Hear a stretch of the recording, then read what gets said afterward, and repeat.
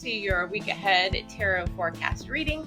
I'm going to talk through the energies of the week ahead by pulling some tarot cards and offer you a few questions to reflect and journal on throughout the upcoming week. Tonight's reading will be for the week of May 16th through May 22nd. So let's get into it. So I'll be pulling cards from the Rider-Waite-Smith deck, and I'm going to shuffle a bit and we'll see what comes up. I'll pull one card for each day of the week and talk a little bit about what the card's symbolism might mean, and you can think about different questions to ask yourself on these different days of the week. And just keep in mind that the cards that I pull for specific days, those energies might show up on a different day of the week or be sort of a general feeling throughout the week. So let's get into it and see what we get. So for our first card for our Monday, we have the Nine of Wands, and this came out reversed. So on the Nine of Wands card, there's a figure who looks like they've been through a bit of a battle. They're leaning on one wand while all these other wands are behind them, kind of creating a fortress, a boundary between them and these mountains behind. There's a bright blue sky, but the person doesn't seem to have a very blue sky attitude. They seem kind of downtrodden, like they've been through a lot. They're bandaged, they're slightly injured, and they're having to lean on this wand for support. So seeing this at the beginning of the week, and the fact that the person is kind of looking to the left, makes me think about reflecting on those challenging things that you've been through recently and deciding what you're going to do next, how you're going to respond. Do you need to create stronger boundaries? Do you need to take down that wall and allow others to give you some support and some aid right now? With this card reversed, it makes me think that this might be a little bit of a challenging energy. Might be hard to look back on those things that were difficult for us. And we have a tendency to want to just keep going and just keep going forward. But it's kind of inviting us to take a reflective stance early on and to make sure that the walls we put up are keeping us safe, but aren't keeping people out too much.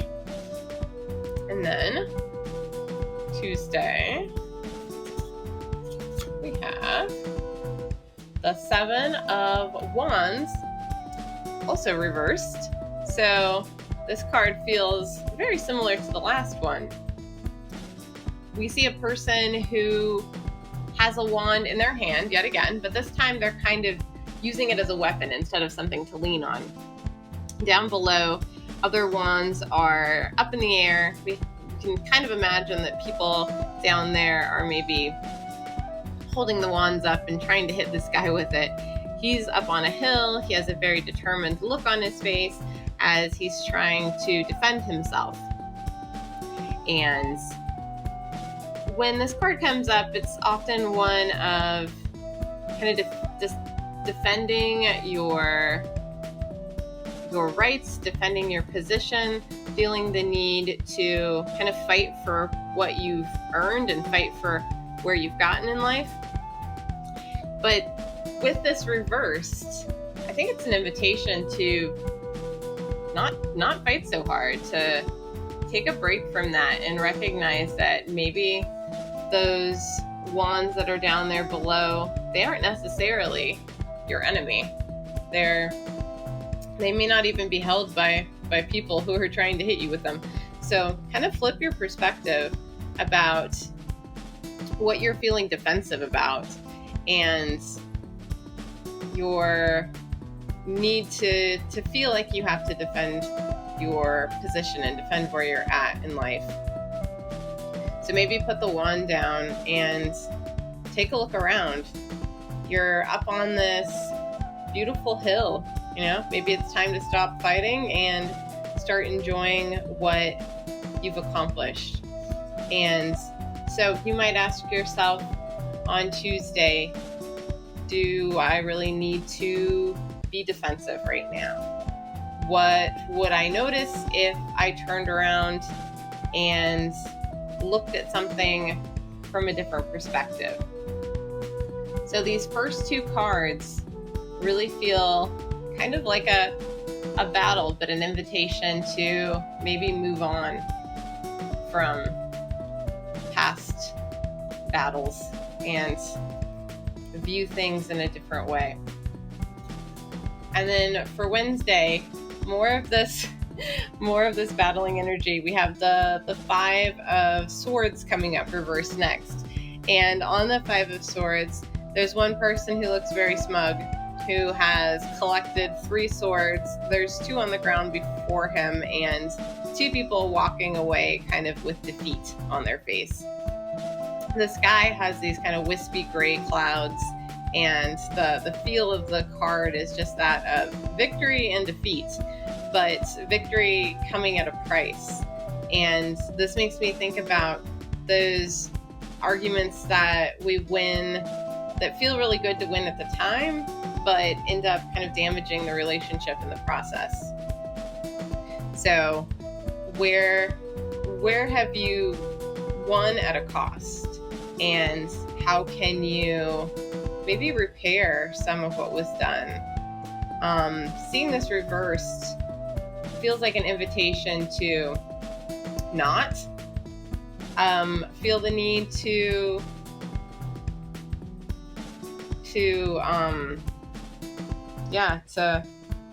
be the champion at all costs, to just think about other people's feelings and take that into consideration when you're making these decisions.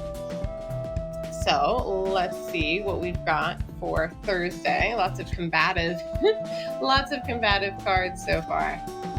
Very nice. Okay, so for Thursday we have our first upright card, and it's also the Fool. So after this time of struggle, we had the 9 of Wands, we had the 7 of Wands, we had the 5 of Swords. So this kind of the struggle of the battle, the continuation of the battle, the success, but also the loss caused in the battle. And now that that's behind you, you can take a leap with the Fool and see where the next stage of your journey is going to take you. The Fool is standing on a cliff too, very similarly to how the 7 of Wands was, but instead of being up there to fight, he's up there oblivious to what might come next. So tapping into the energy of just releasing things to the universe and being willing to take a leap and trust that you'll be caught and that you'll be provided for in whatever you're stepping into next. And I think it's interesting that the Fool is facing back towards these other cards.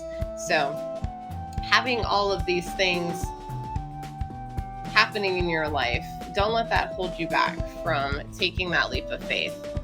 Whatever challenges are coming up earlier in the week are preparing you for being willing to take a step into the next stage of your journey. So some things had to be kind of pushed aside and moved and pushed through in order to get to the point where you can step off to the next new thing. And then as you're stepping off, we have the 7 of Pentacles, the patience that's needed when we begin a new project. So the Fool is leaping into something new and maybe an invitation to start something, but it's not something that's going to come and lead to an immediate outcome, an immediate success. We have to be patient and wait for things to grow. And I think we saw this 7 of Pentacles in the last reading too. It's the card that shows a person resting on a shovel as they're waiting for the plant to grow. And this plant is covered in pentacles and it's growing and flourishing, but the hard work has been put in, and now he just has to patiently wait for it to grow in its own time. And that's not something that can be rushed. You know, we can water things, we can make sure to weed the garden, we can do some tending, but when it comes down to it, things are going to happen when they're supposed to. So as you're taking a leap of faith, whatever that looks like for you towards the end of your week, just know that it doesn't mean that something's going to immediately happen for you. There's a process that it's part of, and you kind of have to wait it out and see what the best course of action is. So with the Fool, you might ask yourself, what am I leaping into, and what new opportunity is presenting itself to me?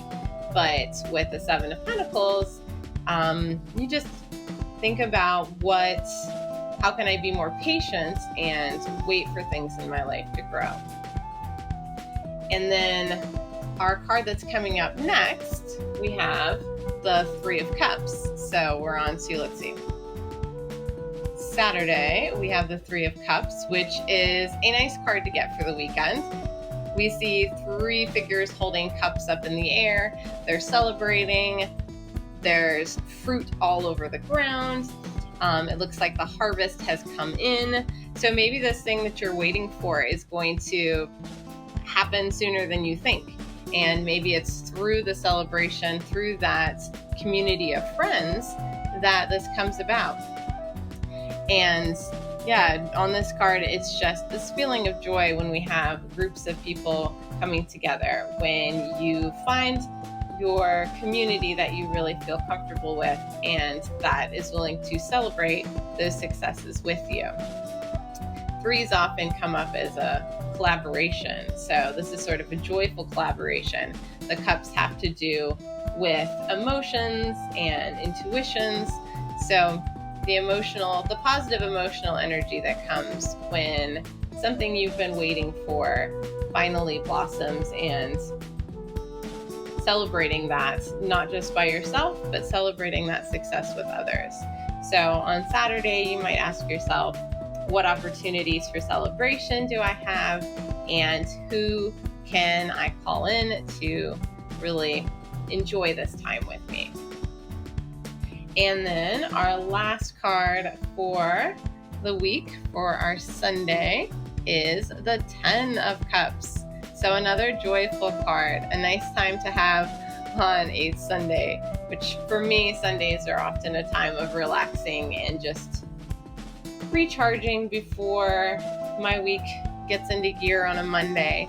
So on the Ten of Cups, we see two parents who are looking at their children who are playing. They have this beautiful home.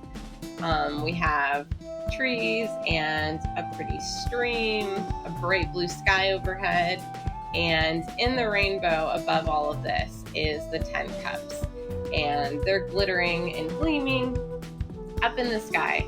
And all of the things that this couple has worked towards have finally come to fruition, and they can just sit back and enjoy all of these things that they've created and that they've brought about. Feeling of emotional fulfillment when we have this many cups, and just the feeling that not only is the glass half full, but it's all the way full and there's 10 of them. So the celebration on a Saturday was a small gathering. We have 3 people and 3 cups, but the celebration on Sunday is an opportunity to just reflect on all the various blessings in your life. And this might be,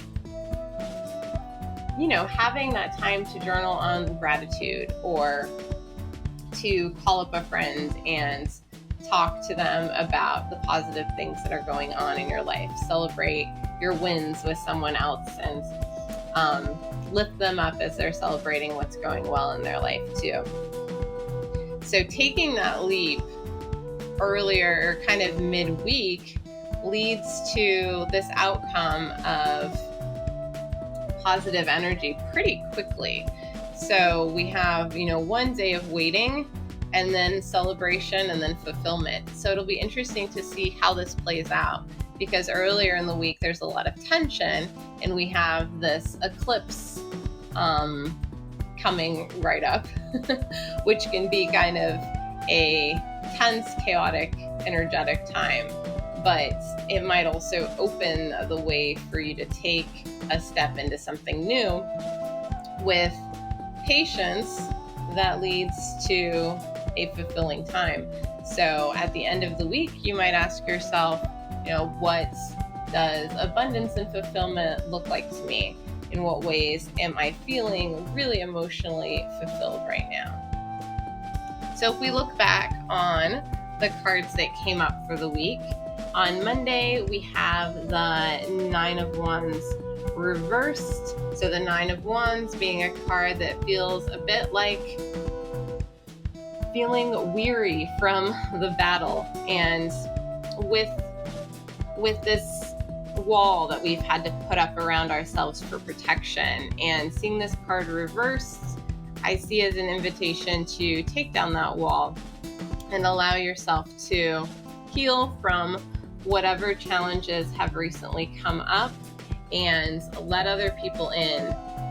With the Seven of Wands next, we have the feeling of needing to be on the defensive and to fight for your right to be where you're at. And with this reversed, maybe just put down the stick, turn around, look around, and once again, if the Nine of Wands is inviting you not to be so walled off, then the Seven of Wands reverse is inviting you not to be so defensive.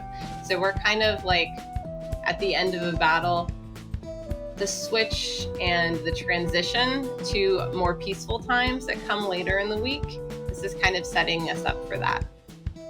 With the Five of Swords reversed, we had maybe a conflict that led to some sort of loss, feelings of loss,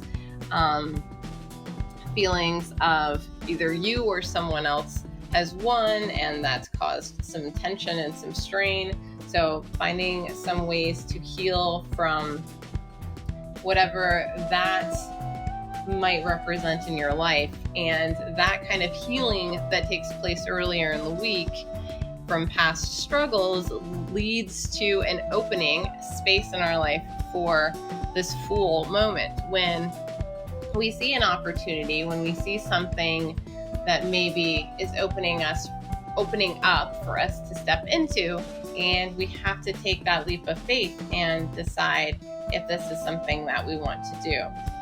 The Fool almost feels like all of the ace cards rolled into one. We don't know exactly what this opportunity might be, but if you jump into it with beginner's mind rather than thinking that you have all the answers, then that might bring a greater opportunity for the fulfillment that comes later in the week. After the Fool, we get the Seven of Pentacles, just reminding us to be patient and wait for things to happen in their own time. And during this time of patience, we can celebrate with the Three of Cups and find the successes that are taking place in our life, but celebrate those with others. It's not a solitary celebration. It's an invitation to bring other people into our lives for those happy moments. And then at the end of the week, we have the Ten of Pentacles and this beautiful scene of fulfillments, emotional fulfillments, even the material fulfillment that comes with having this home in the background and these trees that are growing. But being a cup and not a pentacle, it is more associated with our feelings about how things are going. And ending your week, starting your new week, being very aware of what you're grateful for and how you're blessed in your life. So it's an interesting transition as we go through this week from some challenges to some happy moments. and I'm curious to see for myself how all of this will play out in the upcoming week.